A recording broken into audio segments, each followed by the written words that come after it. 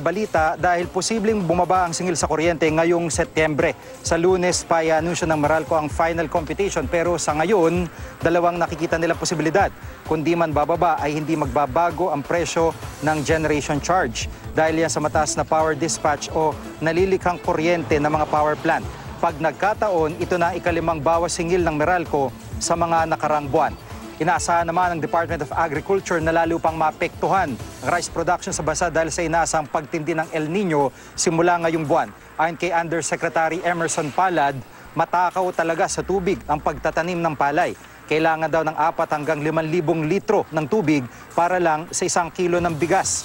Ayon naman kay Assistant Secretary Adelberto de Luna, kung titindi pang El Nino, pwede namang iba muna ang itanim ng mga magsasaka, gaya ng munggo at mais. Sabi pa ni De Luna, mukhang malabong maabot ang target na 20 million metric tons ng bigas ngayong taon.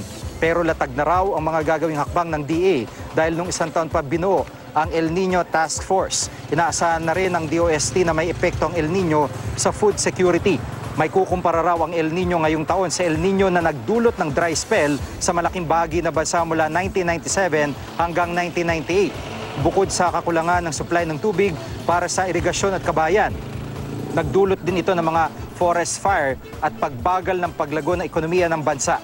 Nakikipag-ugnayan na raw ang DOST sa DA para sa cloud seeding.